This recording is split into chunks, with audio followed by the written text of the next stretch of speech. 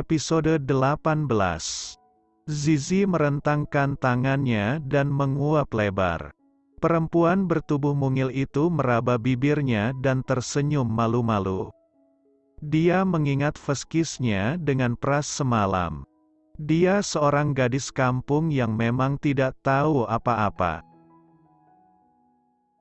Selama berpacaran dengan Bara, Zizi hanya sebatas pegangan tangan itu pun terkadang mereka lakukan. Zizi sangat menjaga dirinya dari lelaki karena pesan keluarganya. Jakarta itu ibu kota yang kejam, siapa yang kaya dia yang menang. Jadi Zizi tak berani mengambil resiko. Lebih baik tidak mencoba daripada ketagihan. Beruntung dia memiliki bos seperti Pras yang menjaganya setiap waktu. Sejenak Zizi melirik ke arah jamnya. Astaga, telat. Pekik Zizi membuatnya segera bangkit dari ranjang dan berlari ke kamar mandi. Kenapa jadi telat begini? Gumamnya kecil sambil memasang pakaiannya. Zizi segera keluar dari kamar. Dia melihat ke arah meja makan, tidak ada orang. Apa Pras juga telat sama dengan dirinya karena tidak bisa tidur semalaman? Zizi melihat sudah ada 1 gelas susu yang masih hangat, dan sepotong roti panggang dan selembar kertas yang sudah berisi not. Mas berangkat duluan. Habiskan sarapannya lalu segera berangkat, pesan Pras membuat Zizi tersenyum manis. Zizi meletakkan kertas kecil itu di dadanya. Perasaannya bahagia karena Pras sangat perhatian padanya. Zizi segera menghabiskan sarapannya lalu segera pergi. Di sepanjang perjalanan dia terus tersenyum, bahkan saat masuk ke lobi pun Zizi tersenyum manis. Pagi Zi. Pagi. Pagi Zizi. Pagi Pak Daniel, jawab Zizi ramah. Senyumnya mengembang di wajah cantiknya. Zi, nanti sore nongkrong yuk, ajak Ratih. Udah lama loh Zi kita nggak nongkrong bareng lagi. Kamu terlalu sibuk sekarang, keluh Ratih. Bukannya sibuk Tih, tapi jawaban Zizi terhenti saat mereka melihat perempuan cantik berjalan ke arah lift. Kenapa Zi? Tanya Ratih. Siapa dia? Tanya Zizi karena tidak pernah melihat perempuan itu sebelumnya. Itu loh perempuan yang pernah nyari Pak Pras. Cantik ya Zi. Mungkin gandengan baru Pak Pras. Jawab Ratih setengah berbisik takut didengar oleh orang lain. Tubuh Zizi menegang seketika mendengar jawab Ratih. Kalau Pak Pras cari yang cantik aku mundur Zi. Tapi kalau Pak Pras cari yang hatinya baik, aku boleh dicoba. Ucap Ratih sambil terkekeh kecil membuat Zizi menatap jengah sahabatnya ini. Apa maksudnya coba? Memangnya aku nggak baik apa? Kurang baik apalagi coba diselingkuhi, pernah dia tinggal nikah juga pernah sama adik kandungnya lagi. Batin Zizi menjerit. Selamat pagi Mas. Apa kabar? Ujar Cynthia langsung masuk ke dalam ruangan Pras tanpa permisi. Cynthia gumam Pras pelan. Kenapa? Kaget. Pras hanya diam membeku saat melihat Sinta berdiri di hadapannya. Kenapa kamu kemari? Tanya Pras. Apa aku salah mendatangimu di saat kamu sudah menjadi duda Mas? Tanya Sinta mendekat pada Pras. Mas, kamu lihat aku kembali ke Indonesia untuk kamu Mas. Ujar Sinta tersenyum manis. Zizi mondar-mandir di depan ruangan Pras. Dia masih kepikiran dengan ucapan Ratih tadi jika ia kenapa Pras menciumnya semalam. Apa Pras hanya memberikan harapan palsu untuknya? Zizi merasa putus asa. Apa yang harus dia lakukan? Menerobos masuk dan melihat adegan yang tidak ingin dilihatnya di dalam. Terobos. Enggak, ucapnya pelan. Aduh, Tuhan. Bagaimana ini, tolong dong. Gumamnya kecil sambil mengepalkan tangannya. Baru juga mulai mesra masa harus ditinggal cerai. Ucapnya pelan. Zi, ada Pras? Tanya Daniel tapi tak dijawab oleh Zizi. Zi, panggil Daniel keras. Hei, iya pak, ada apa? Jawab Zizi gugup. Kamu kenapa? Sakit? Perasaan tadi sehat-sehat aja. Kok tiba-tiba jadi keringat dingin gitu? Enggak pak. Kenapa? Ini tolong berikan pada Pak Pras. Katakan kalau harus dicek sekarang. Kalau sudah oke langsung tanda tangan karena sedang ditunggu klien. Ucap Daniel.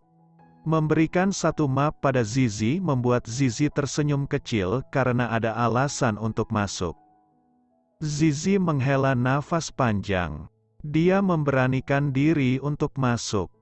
Apapun yang dilihatnya nanti akan menjadi keputusan terbesar dalam hidupnya, pikir Zizi. Siap nggak siap, harus siap. Gumamnya sambil menghela nafas panjang. Maaf mengganggu. Ujar Zizi langsung membuka pintu ruangan Pras tanpa permisi dengan memejamkan matanya takut untuk melihat adegan yang tak senonoh. Zi, panggil Pras. Zizi membuka matanya dan bisa bernafas lega. Pakaian Pras masih lengkap, begitu juga perempuan tersebut. Mereka juga duduk berhadapan di sofa yang ada di ruangan Pras, bukan seperti yang ada dalam bayangan Zizi. Masuk. Kenapa berdiri di situ? Tanya Pras. Saya banyak pekerjaan Sin. Lain kali kita sambung, ujar Pras membuat Cynthia berdiri dan melewati Zizi yang menatapnya sinis. Zizi melangkahkan kakinya pelan, dia ingin tahu siapa perempuan ini. Tapi tidak mungkin menanyakan langsung pada Pras. Dia terlalu malu. Kenapa? Tanya Pras santai setelah Cynthia keluar. Ini berkas dari Pak Daniel.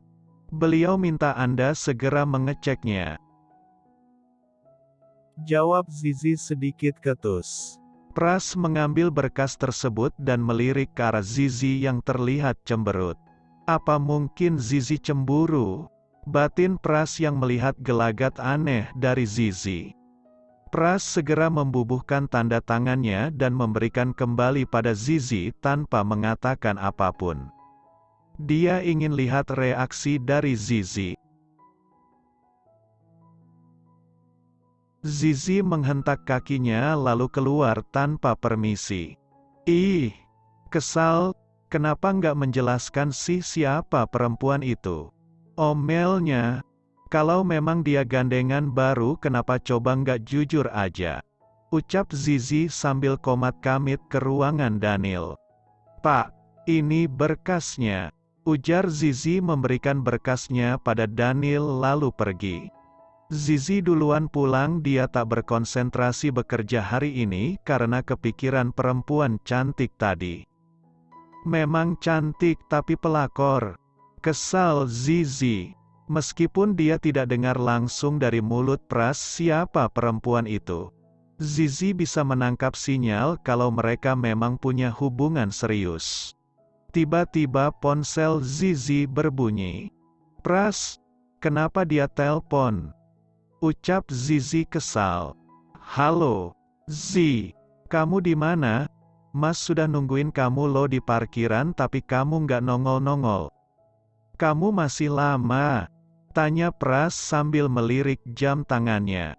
Saya sudah pulang. Kesal Zizi. Pulang? Kenapa pulang duluan Zi? Mas mau ajak kamu ke butik buat acara besok. Baju saya masih banyak pak. Langsung pulang saja. Jawab Zizi mematikan ponsel. Pras berusaha menghubungi kembali tapi tidak ada jawaban. Zizi. Panggil Pras saat kembali ke apartemennya, tapi tak ada jawaban dari Zizi. Zizi lebih memilih mengurung diri di kamarnya.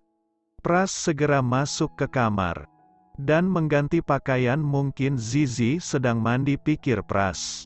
1 jam sudah berlalu Pras keluar dari kamar karena merasa perutnya lapar. "Zi, kamu kenapa pulang duluan? Mas sudah menunggumu di parkiran tadi," ujar Pras saat keluar melihat Zizi.